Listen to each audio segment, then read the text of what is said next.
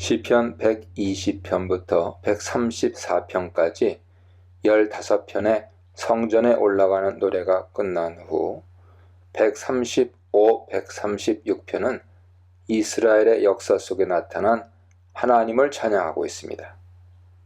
135편은 할렐루야로 시작하고 끝나면서 창조 때부터 가나안 정복 때까지, 그 이후 현 시점까지 하나님이 이스라엘에게 행하신 놀라운 기적들을 찬양합니다.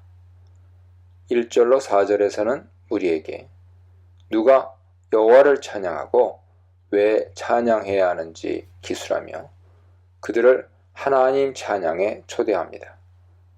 먼저 하나님을 찬양해야 하는 자는 여호와를 섬기는 종들이며 이들은 예루살렘 하나님의 성전들에 서 있습니다.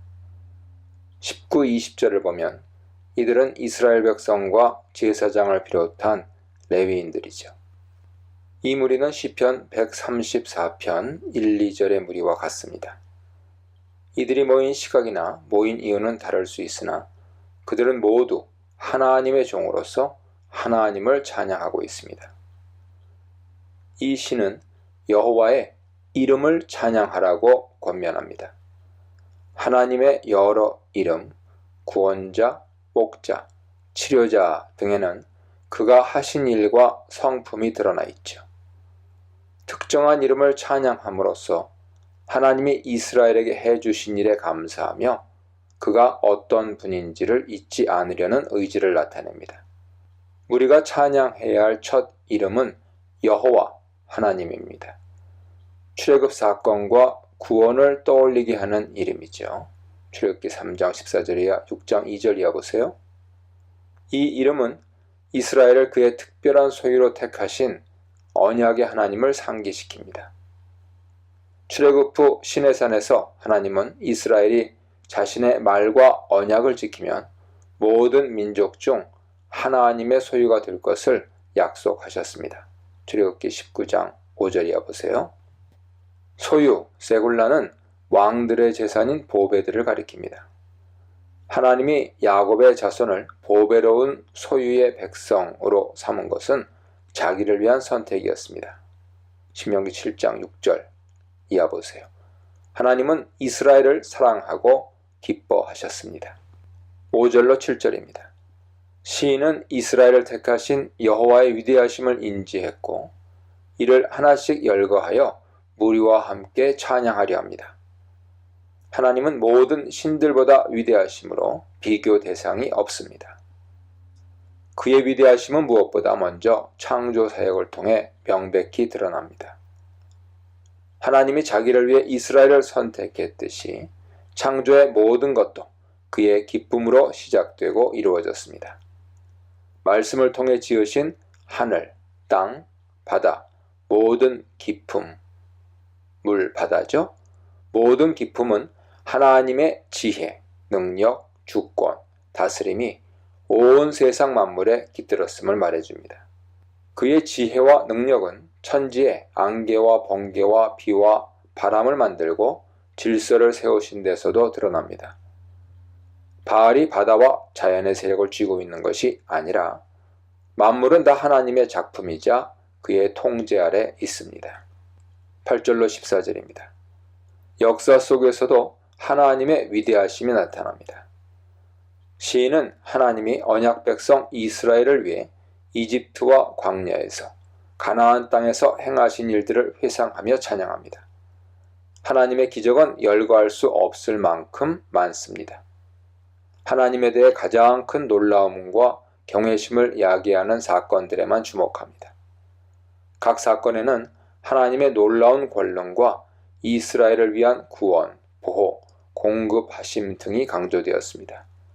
이를 통해 하나님이 온 세상에서 가장 위대한 신이심이 확인되죠. 또한 아브라함이나 이스라엘과 맺은 언약이 지켜짐으로써 하나님의 신실하심과 선하심이 확인됩니다. 출애굽 때 10재앙을 맨 먼저 언급합니다. 그중 장자 재앙만 언급되는데 이 재앙 하나를 보면 나머지는 말할 필요가 없습니다. 이 재앙은 가장 거룩한 심판과 구원을 보여주었죠. 이집트인의 장자는 사람부터 짐승까지 다 죽음으로 하나님의 두려운 심판을 맛보나 이스라엘 장자는 6월절의 밤을 보내고 대속의 구원을 경험했습니다. 이 표적과 징조는 바로 왕과 신하들에게 하나님이 어떤 분인지 각인하는 경험이었습니다. 둘째, 광야를 지나 가나안에 이르는 동안 이방 왕들을 치고 그 땅을 이스라엘에게 기업으로 주신 사건입니다. 이스라엘을 위해 하나님이 물리쳐 주신 왕들 중 아모리인의 왕 시온과 바산 왕 옥이 대표적입니다. 하나님은 그들의 땅인 헤스본 지역과 아르논 골짜기에서 헤르몬까지 이르는 바산 지역을 이스라엘에게 넘겨주셨습니다. 광야를 지나 가나안에 들어와 여리고를 시작으로 여러 성읍과 그들의 왕을 치신 일은 여호수아 6장에서 11장에 걸쳐 나오며 12장에는 이때 멸망한 31명의 왕 목록도 기록되었습니다. 그러나 이 시에서는 하나님이 가나안의 모든 국왕을 치신 일로 간단히 요약되었습니다. 모든 사건에는 하나님의 직접적이고 주도적인 개입과 활약이 부각됩니다. 가나안 정복 후 땅을 분배한 경우도 하나님이 이스라엘에게 땅을 기업으로 주심에 초점이 맞춰졌습니다. 여기서 이스라엘은 하나님의 백성으로 언급되어 4절에 특별한 소유를 떠오르게 합니다. 이 언약의 하나님은 가나안 땅을 주시기로 한 약속을 성취하셨습니다. 그러므로 하나님의 이름과 그를 기억함은 대대에 영원할 것입니다. 역사 속에 하나님의 놀라운 일들과 더불어 그는 자기 백성 이스라엘과 그를 섬기는 자들을 신원하고 판단하시고로 번역되었죠. 신원하고 긍휼히 여기셨고 위로를 받으시리로다로 번역되었죠. 긍휼히 여기셨고 앞으로도 계속 그렇게 하실 것입니다. 이스라엘과 그의 종들에 대한 하나님의 긍휼과 구원은 이집트의 왕 바로와 그의 종들, 신하들로 번역되었죠. 그의 종들에게 행하신 재앙과 심판과 대조됨으로써 더 부각됩니다. 15절로 18절입니다.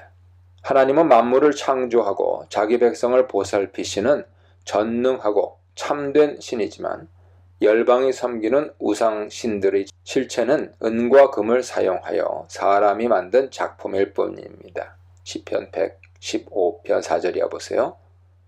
우상들의 겉은 은과 금으로 치장되어 번쩍이며 진귀하게 보이고 사람의 손재주로 모양을 새겨 신비롭게 보입니다. 그러나 입은 말하지 못하고 눈은 볼 수 없고 귀는 들을 수 없고 코와 입으로는 호흡할 수 없습니다. 겉만 번지르하나 그 안에는 생명이 없으니 세월이 지나면 닳고 썩어 흔적이 남지 않습니다. 이 같은 특징과 최후는 우상에게만 해당되지 않죠. 이 우상을 만드는 자나 그것을 신뢰하는 자도 마찬가지입니다. 그들은 똑같은 최후를 맞게 됩니다. 우상과 달리 눈과 입과 귀와 코가 있지만 보고 말하고 듣고 숨쉬는 기능은 육신적 기능으로 끝날 뿐입니다. 영적, 신앙적, 도덕적인 면에서 감각은 무뎌지고 죽어 그 기능이 망가졌습니다. 그러므로 진정한 생명력과 성장력이 없어 퇴화하여 심판만을 재촉할 뿐입니다. 19절로 21절입니다. 이스라엘 공동체가 위대하고 참된 하나님을 송축하는 것은 합당한 일입니다. 시인과 함께 하나님을 송축해야 하는 대상으로 이스라엘 족속, 아론의 족속, 레위의 족속, 여호와를 경외하는 너희들이 언급되었습니다.